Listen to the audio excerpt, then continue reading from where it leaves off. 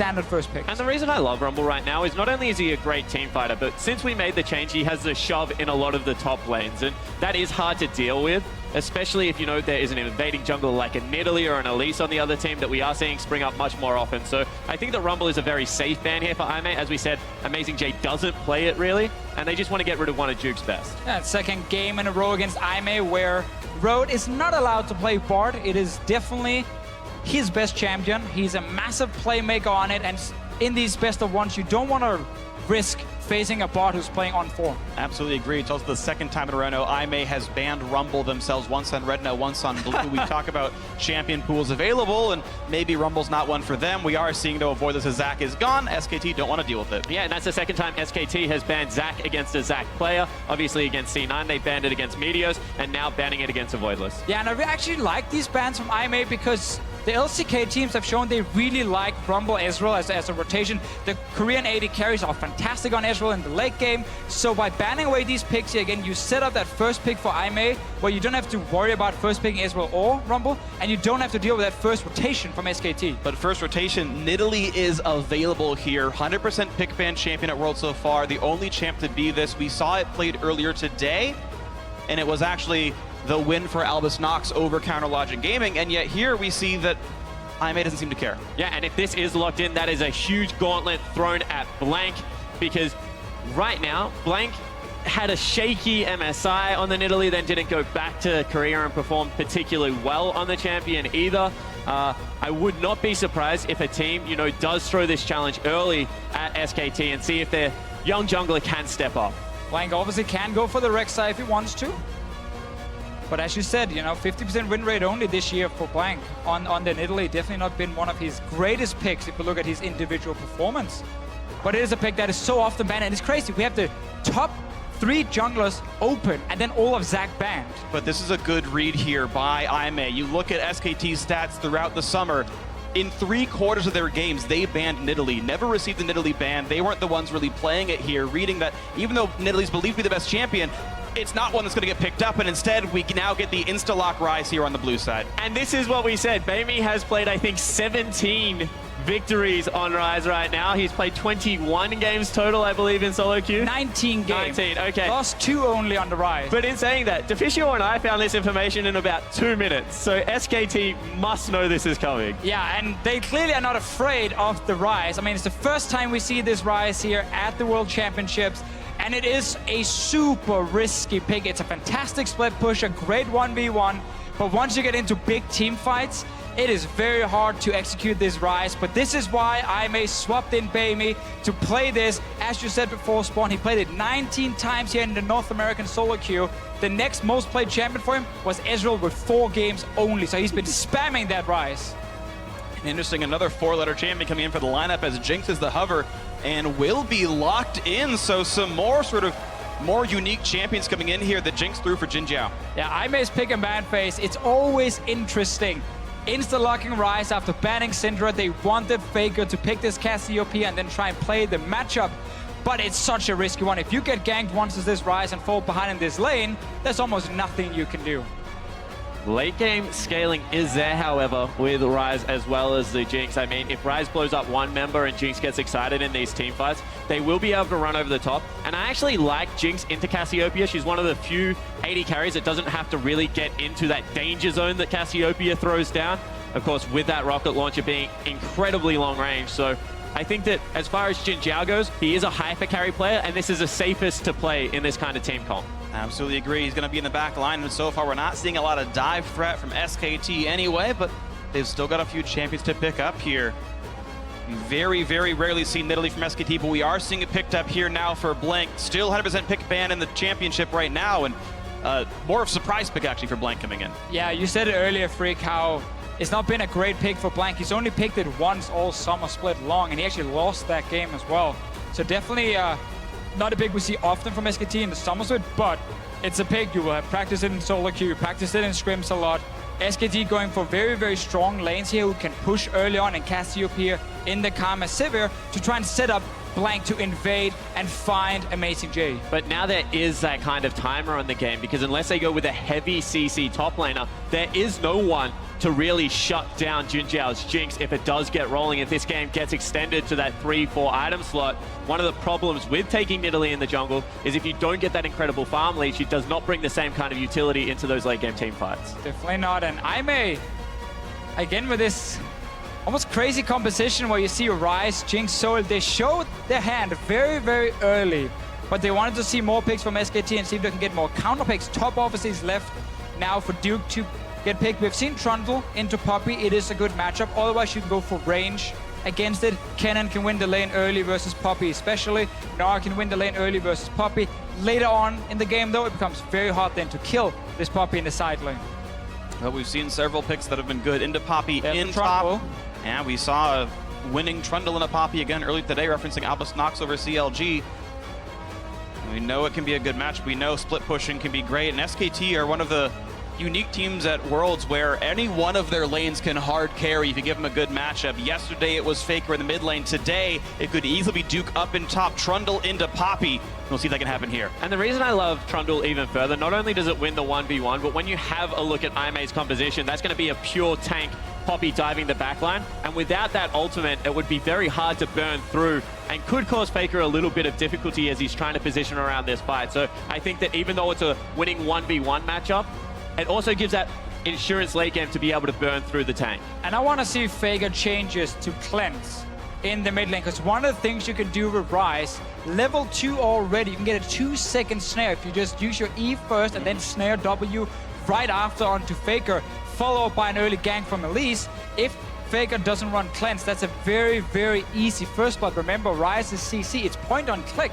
Yeah. You can't just juke it or anything. No, you just get snared, you get locked down by Cocoon. So I want to see if he does change, or if he just plays around it and gets early vision. And Avoidless has a heavy tendency to start on camps when he's against a quicker jungler like the Nidalee. So it would not be surprising to see if he just goes, you know, straight into a red buff, into the mid lane game.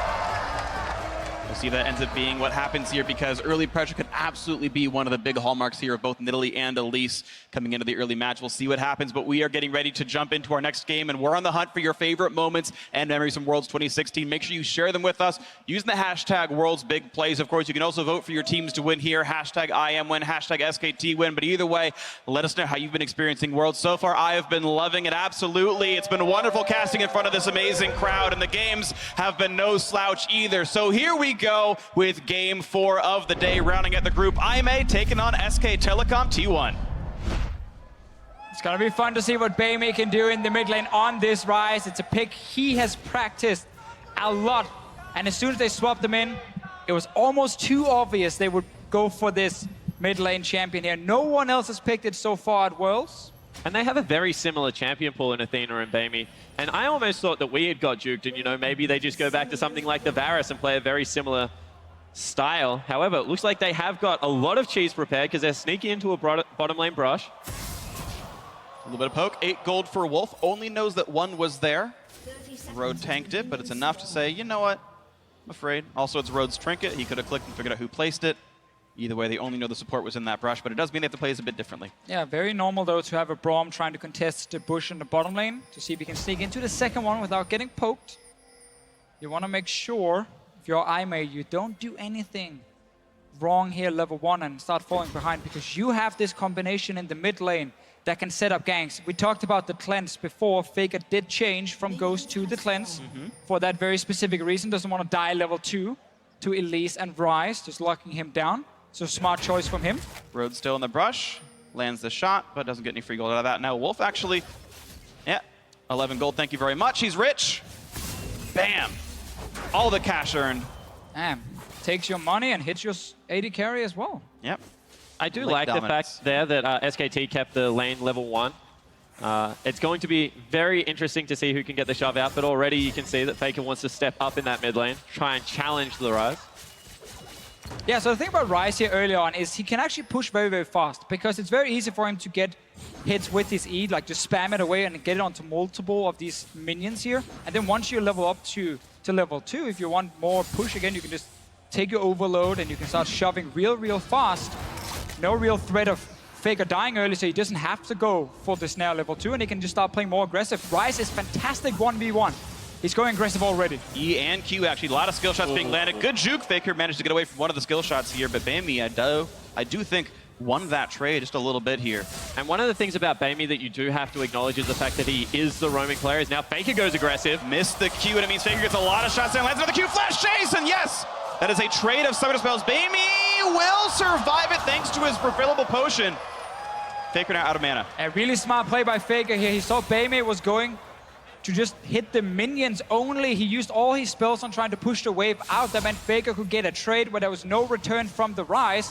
And then he knew he could go all in, just out-trade Bamey very early, forcing a flash, had to use his own. A Voidless is a jungler who loves to go bottom lane early, and he's down here again. Q's gonna land onto a Wolf, gets a bit of a slow. That's gonna time out now. No Zap gonna land. Flash Ignite, the auto was not out. That's only 3 hits, but it will still be a flash trade alongside Wolf. Javelin thrown, they now know that Blink's down here, and all's well. Road tried to time his flash with that rocket flying in the air from Jin Zhao just to see if he can get the auto tag off and actually stun Wolf, followed up by a flash cocoon from a Voidless. Wolf was quick enough though on the flash, no auto tag from Road, and everyone stays alive. Yeah, actually really patient play there out of Wolf, and he doesn't even burn the exhaust, so Summoner Spell advantage in the end coming out for the SKT bottom lane. And already, you know, that is a pretty big zone coming in the mid lane. Faker had the wave frozen quite nicely, but now Blank going in for a pretty risky invade. We already talked about this CC layering. Here we go, stun's gonna be on Bamey, ghosting the chase, Blank flashes, and the fact that Faker was coming is enough to zone him out.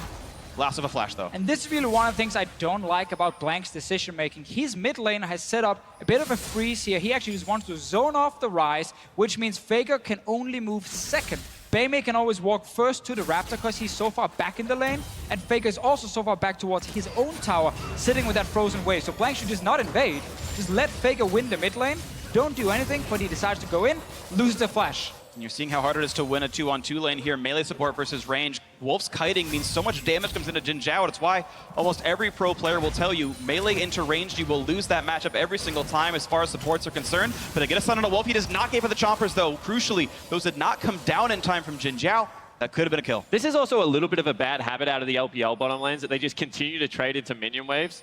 I think that, you know, this is getting incredibly dicey actually for IMA's bottom lane, even though they are getting some fairly good poke. Yeah, a late spell shield's a big deal. Bang's gonna get stunned. The chompers, I don't think we're up from cooldown yet, though, and he doesn't layer in the CC. Road's gotta jump away, but still a very injured Braum chucks his last potion, and it's up to sustaining now. Let's see what happens mid-air. Voidless coming in, no flash Faker. He does have cleanse though. But there's the root, there's the damage. It's gonna be an early cleanse, and that means a Voidless chains him down. One more hit will do it. First blood for the IMA jungler. Blank not gonna get enough done. A little bit of damage actually chasing in. He's gotta be careful though, and he's actually gonna get it, but it trades back. A great overload bounce from Bamey off the minions to get it back. 2-1 IMA. Fantastic gank out of a Voidless that pretty much saves Bamey's lane because he was getting shoved in. That was a big pressure point. However, Faker, he steps back forward and that leaves him open. Yeah, snared first, and then he cleanses just when he thinks Cocoon hits him. But it was just a little bit too early. He got snared from it. A Voidless picks up the kill, and now Blank, remember, he had no flash because he went for that Raptor invade he didn't have to go for. So even when he gets the kill, he's unable to flash away straight away, and he actually ends up dying. Bamey picks up a kill, very, very important for him. And again, because his spell flux had already bounced on the minions, even though Blink dodged the overload skill shot, it bounced off the caster minion, hit him anyway, and did enough damage to pick up the kill. Very, very tight timing, and very fortunate the spell flux was up there. And you know, we see double mana item already coming out of the Rise. You know, Bamey in his solo queue is going a lot of Rod of Ages. I know it's not your favorite build in this situation, Deficio. No, I do prefer, actually, Blank is once again in the jungle, but I do prefer the TNT Morello Normicon. You get the same amount of mana, you get actually more AP, more cooldown reduction from Morello. Yes, you do skip out on the HP, which is the problem, but later on for Rise, it's all about that shielding anyway for him, which is going to give him a lot of effective stats. That's why you want MR and magic resist from like GA, and the shielding plus the reduction from MR and the magic resist, sorry, MR and the armor is actually more effective than just flat HP for the Rise. But I do understand why they go Rod of Ages. They want that early HP instead. They don't want to risk getting blown up by something like a Cassiopeia and Italy combo.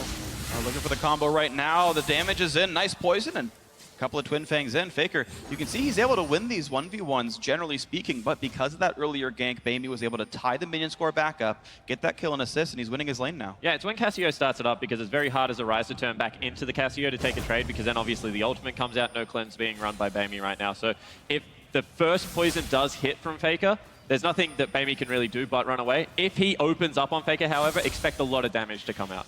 Yeah, it's going to be a trade of high damage mid laners and how much of this they can actually land.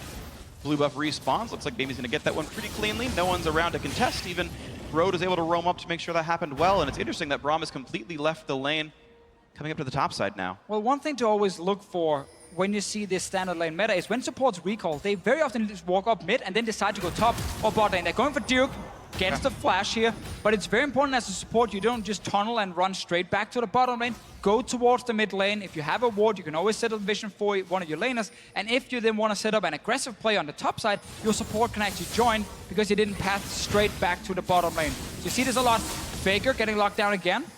The quick trade, and Road is just here to say hello. And this is something that I may actually like to do. We've already seen that they got out-traded in the 2v2, so if Road leaves and Wolf matches, it kind of becomes a 1v1 situation where it's just a pushing battle. And you know, Jinx is completely fine in that situation right now, only 10 CS down, so you understand why Road wants to get out. He's also one of the big playmakers.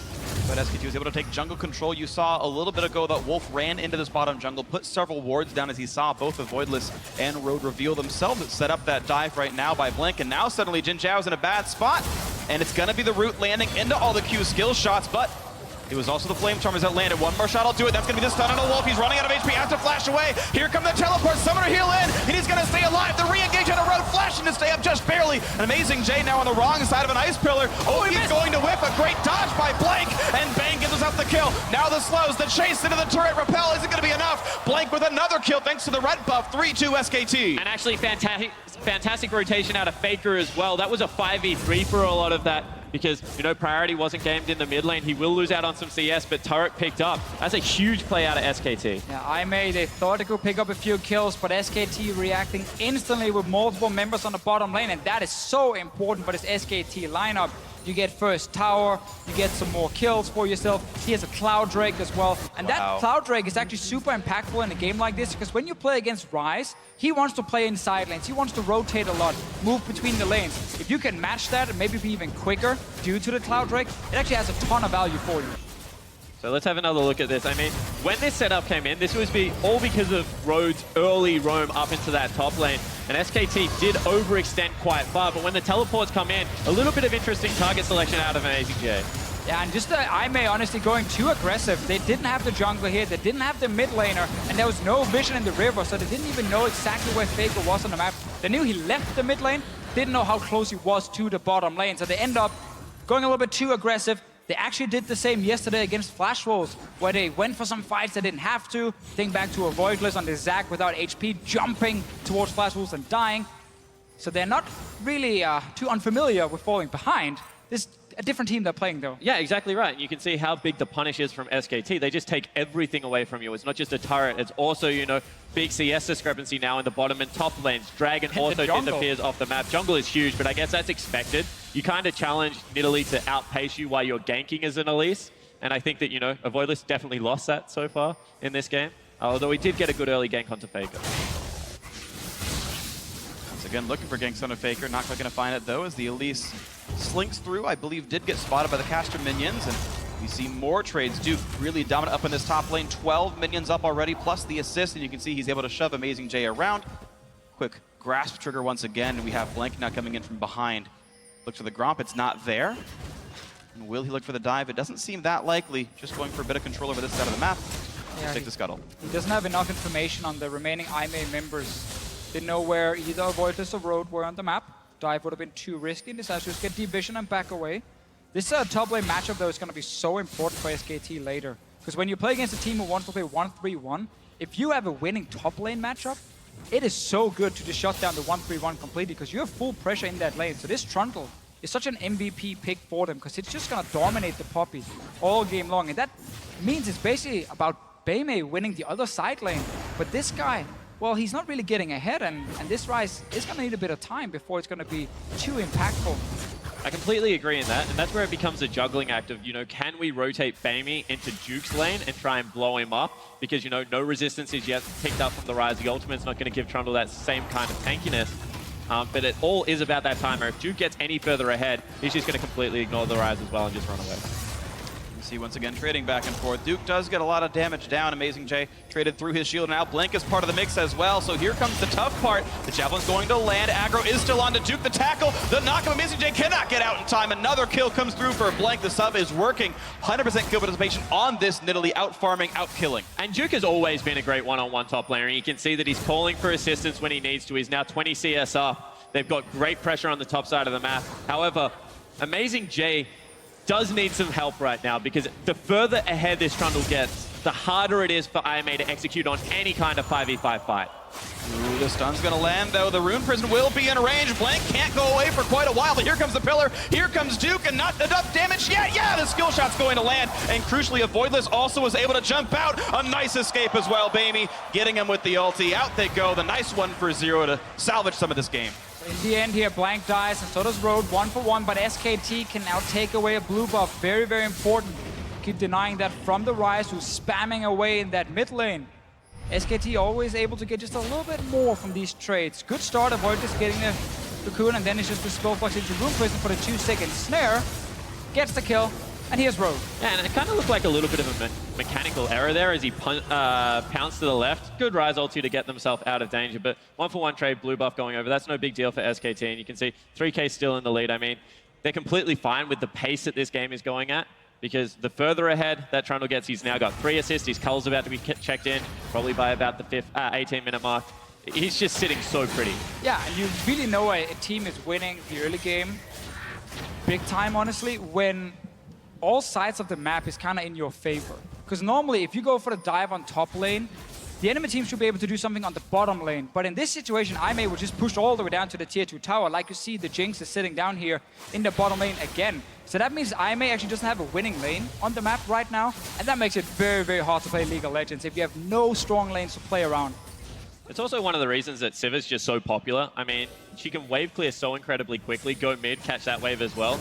And there's not really all that much you can do against it, especially when you're fighting that skirmish. You can see now they're rotating 3 members into the mid lane, and the siege really has begun and not enough wave clear. Yeah, it's just such a problem when you pick some of these side lanes that can lose early on. If you don't have anyone who's really winning, or then maybe the Ryze who could try and challenge in the mid lane. This basically happens when you go for plays, you end up overextending, you don't have control of the river, so the enemy team can roam. And then you suddenly get collapsed on. And SKT, it's honestly slow and steady. They haven't done anything crazy just yet, but they're sitting with a 3K goal lead. Yeah, they really need Hurricane to come out of Jinx, because that's the time that you can get Jinx into the mid lane. She can start wave clearing from pretty long range, you know, try and get the Ryze down bottom or up top and force this 1-3-1 style. However, because of how far behind Jinjiao did fall, it's 20 CS down in only 15 minutes. He's 1,000 gold full stop away from Hurricane right now. It's going to be several minutes until he has that item, and it means SKT probably finish not only Drake number 2, but the next couple out of turf before Jinx has good wave clear tools. Yeah, and then we gotta look at how does IMA transition the Ryze to the side lane in the first place, because right now top lane is gonna push for SKT all the time, bot lane is gonna push for SKT as well. So Baymay will have to walk in and pick up a lane from the tier 2 tower basically and push it very slowly out, and that buys a lot of time for SKT to set up, you know, keep 4 men in the mid lane. Jinx shows up to wave clear, now you just flash on her straight away, and then she's gone, she can't wave clear. So it's really, really hard for IMA to actually set up this split push in the first place.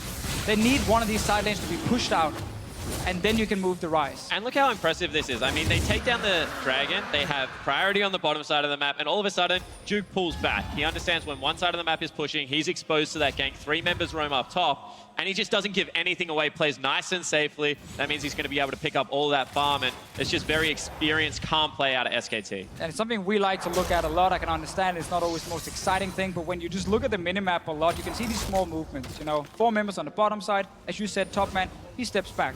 No chance for a dive or a gank or anything. He's very safe. And you just make sure you take something from the enemy without giving them anything in return. It's been happening repeatedly right now. SKT always been a very smart, very controlled team right here, and they've really given almost nothing up. A couple trades and kills, sure, a couple ganks maybe went back and forth, but perfect on turret, perfect on Drake so far. Nothing really given up here. I may have very little turret damage overall. You can see Jinjiao solo farming under his tier 2 turret, just waiting to get enough gold to be relevant, which by the time he is, the game might just be out of reach anyway. And this is a worry about SKT. I mean, they're such a slow, methodical, rolling beast, but when they do really get that momentum behind them, they don't make the mistakes that other teams worldwide have made in the past to really leave that door open. So IMA right now might start looking for some desperation plays quite soon with that Ryze ulti, because honestly, if this game keeps going this way, the Siva's going to be huge, the Cassiopeia is going to be huge, and there's not really all that much they can do. Yeah, I guess we're looking at one of those plays where Amazing J picks a fight against Duke, and then the Ryze TPs in, maybe even with the Voidless, and they try and kill Duke and take a tower for it. But SKT should always have wards in the river to spot when the Ryze is moving. Yes, it is a teleport, he has his ulti, but the range is not long enough to bypass multiple wards on the way to top lane. So they will see him leave, and then it's very easy to call, Ryze is moving, step back, be careful. Amazing J has to be a bit careful, but realizes with skill shots coming his way, knows there's 3 up there, but still a lot of members of both teams now on this top side of the map. Looks like IMA was able to read the fact that SKT was putting members up here as Road and Jin Zhao trying to play wave clear. Sadly for Jin Zhao, just not quite enough for the Hurricane, and makes wave clear slow. And the timing that they did it on, the wave was already at the tier 2. Jin Zhao recognized that the recaller came up. He had to go top lane to match the 2v2, otherwise the turret's going to fall down. All of a sudden the wave pushed back towards Duke. This guy's going to get such a huge CS lead right now if you have a look at it on the map. And really, the way that this game is going, they're outmatched in the split push. They're outmatched in, I guess, even the 4-man unit. There's very few room for errors right now for IMA. One more and the game is just done. Yeah, effectively, if you're IMA, you're trying to get to late game with the Jinx at this point, but SKT, they won't let you get to late game. Duke, he's angry. He's actually not angry enough, he just took the minion. But just taking a bite out of Poppy all the same every single time, saving his ulti for it, wants to make sure he retains that cooldown. Now innovated on the bottom side of the map because Duke has priority here. Blank steals away yet another buff. The blue was stolen not long ago. This is the red being gone as well. SKT might even still control top jungle. You can see a Voidless wasn't able to complete the red buff taking. Actually, Faker cleanses out, dodges the ulti, just immune to all CC. As now SKT is continuing to chase the flash ult. Actually gets the stun on a Baby, and this Ryze forced to flash himself out as well, ghosting to get himself away. Stun into Wolf means no more CC, and IMA run away with their lives. And that's all set up through the vision control. SKT right now have complete control of the river. As soon as a Voidless goes for that invade, I mean, the Nidalee just makes a beeline towards him. Faker cuts off the exit. Some good mechanical play flashing over that wall, but really, IMA had no business being there in the first place because they just didn't wrestle back control of that river. They might wrestle control of Amazing J, barely missing the javelin, but even still with the Trundle ulti on, he's got a flash out. Amazing J losing another summoner spell, and SKT with control over that mid lane. This will be a turret falling with no contest here. No Rift Trail picked up this game, but turret number 2, they actually can't quite stick to it. They're saving it for later. Yeah. You know they can get it, pick up the gold. 3 HP. members from IMA just lost, or 2 members, sorry, from IMA lost flashes here. So if another fight like that breaks out, well then SKT picks up 2 kills instead. For now, they might just have to take this tower, 1 hit on it. Unless it's debate, where IMA strike, wait for that Ryze ulti from the Raptor camp, in behind SKT when they want to go last at that tower. Probably not going to happen, but if you're IMA, you got to look for that opportunity soon. And you know, IMA is no stranger to this. They're a team that has historically fallen so far behind. Just go watch their gauntlet run. You know, they're 10,000 gold, all their inhibitors down. Amazing J does get that flank and they pull it out. Sure, that's against Team WE in the LPL. Not against SKT, who are a whole different beast, but if a team is comfortable being behind, if that is such a thing, if it is a thing, I mean, it's a fascinating thing about some of the LPL teams. You know, you have WE, where it seemed like one of the strategies were to fall behind, let the enemy team start Baron, and then Condi, the jungler, would steal the Baron. They're like, that was the way to win the games. And IMA was like, yeah, let's fall behind. Let's place a deep ward on the map, and then let them push us in, and then we TP there with Amazing Game. We win the team fight. Obviously, it's not the main strategy for the teams, but it has happened quite a lot. And it's some of the crazy things we get to see in the LPL from time to time. And I guess one of the things about IMA is that they are one of the more patient LPL teams. I mean, a team like LGD... Whoa! Ooh, weird flash from Blank. Maybe he didn't want to hit that, but he did. Teams like LGD, teams like... It's distracting. Look at me, Yeah, I'm flashing. yeah. Oh, we took your tower. Teams like EDG will play a much quicker tempo in losses. You know, they like to speed up the game, look for those team fights. IMA, WE are some of those teams that like to protract the game, pull it back out. So they're still playing a very scaling composition, and hopefully they can look for those opportunities. There are things to keep in mind. That late game Jinx is always going to be incredibly scary, and though typically Sivir can match her on that damage output, Braum is my favorite pick into the Sivir. You can break the Ricochet, break the Boomerang Blaze, and neuter 70% of Sivir's damage with the Unbreakable Shield up, and so Maybe Jin Zhao carries the fight later on in this game, but right now SKT have all the tools, all the control. 2 Drakes, up 2 dragons, up 2 turrets as well, and a 3rd one spawning that they're taking. It's also about the relative distance that you can safely output that damage. I mean, Jinx is much longer range than Sivir. Maybe the first mistake that we've seen out of SKT in a long time. Wolf actually had no business contesting that vision right there, had to burn a summoner spell. Is something very, very minor, but you know, has historically been an issue for the support player of SKT. Sure. Now Road trying to do his best Wolf cosplay, doing the same thing, walking into a jungle that he had no business being in.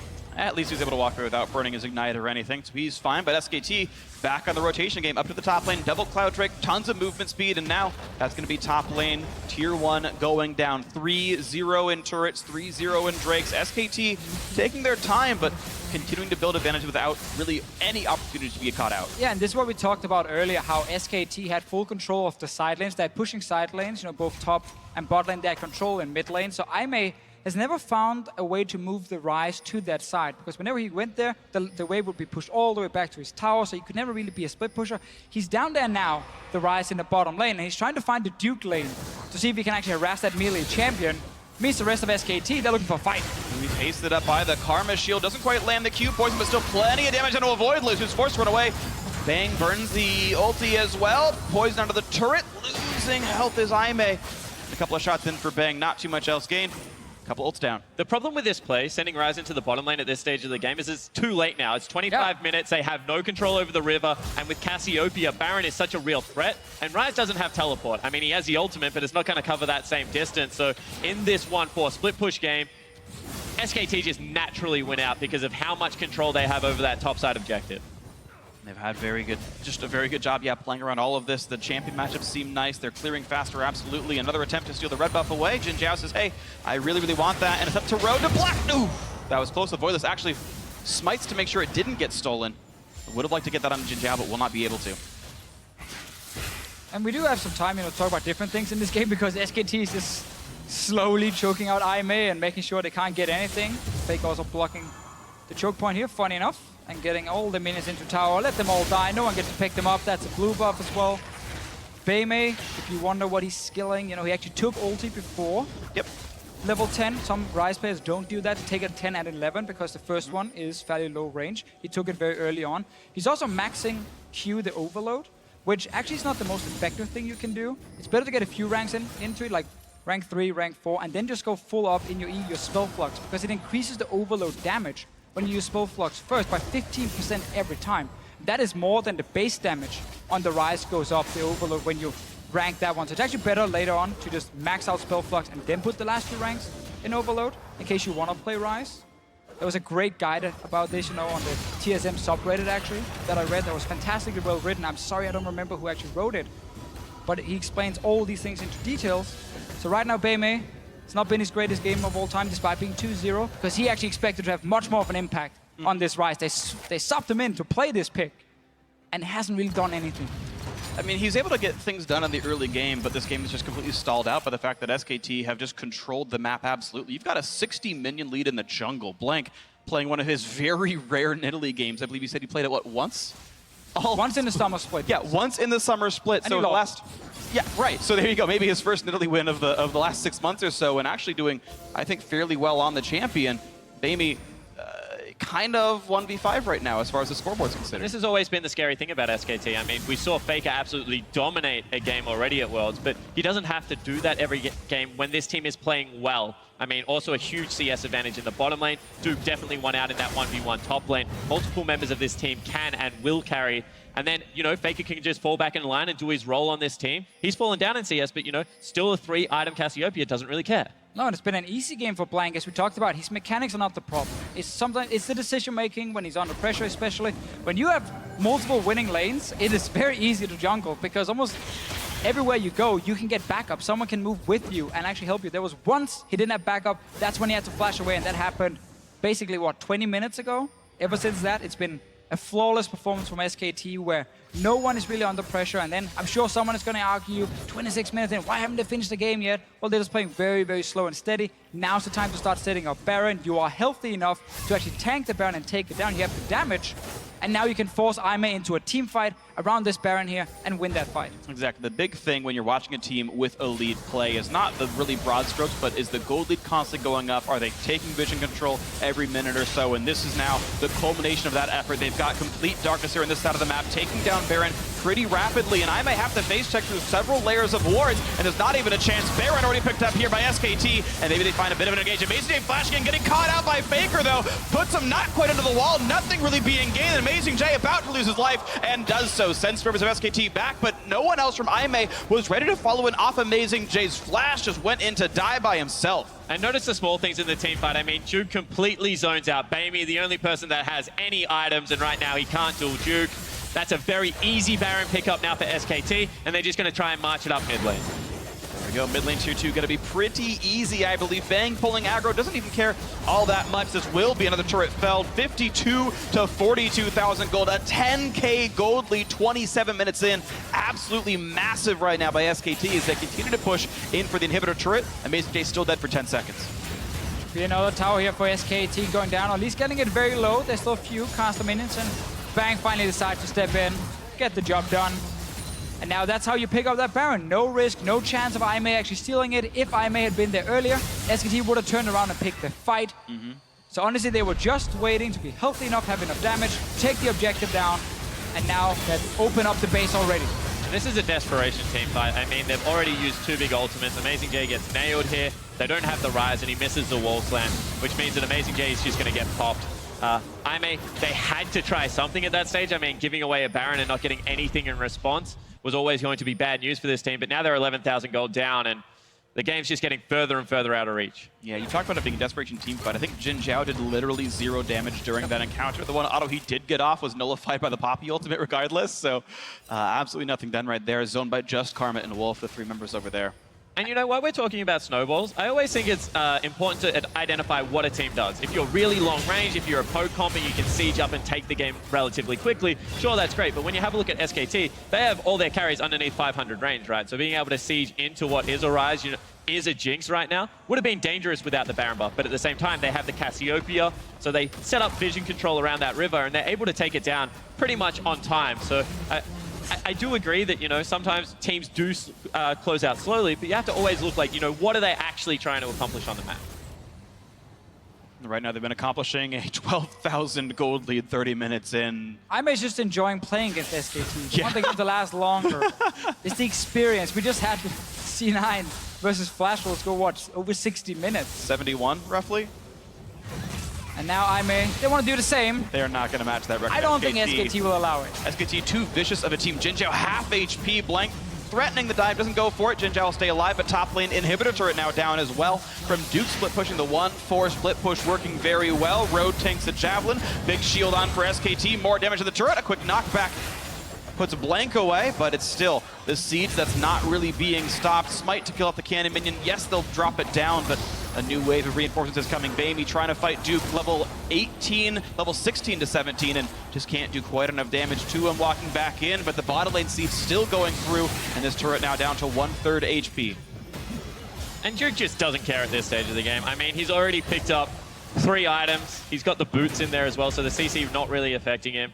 And Trundle at this stage, you know, when he does get ahead, he's just such a menace in the split push because of the passive, because of the Ravenous Hydra. He just heals up off the wave and comes in to repeat it all again. Honestly, this game is just so hard to be able to stop SKT's game plan. And even when a stun lands on Bang right in his face in front of a turret, there's just no follow-up there for Aimee. They're not even defending the turret at the same time. Only 3 people were even in range of that fight. Oh, by the way, Duke is top lane and killing an inhibitor, and no one's around to even stop him. Now it's the Rise ulti, the Realm Warp to try to cut him off, but a nice pillar buys some time, and oh, there's no mid lane turret, by the way. He can just walk right past that inhibitor with no surprises here. Road gonna lose the one going against him. Jin Zhao have to have thanks to a crit from Bang, and here comes the Glacial Fissure. Put damage on a Blank, can't quite kill him. The Rocket not doing enough. Blank lives by the skin of his teeth, and now it's Bamey dropped out Faker with the Petrifying Gaze. The second kill comes in thanks to Bang. Avoid this running out of HP. Down to the bottom of your screen. One more shot. The crit's gonna do it. Bang gets another. Amazing J's gonna drop 2 and 2 right here. It's only Road left alive, and he's gonna be lonely as it's him walking back to his T2's home camp, because guess what? SKT, with the inhibitors all down, now looking for the game-winning push onto the Nexus turret, and it was controlled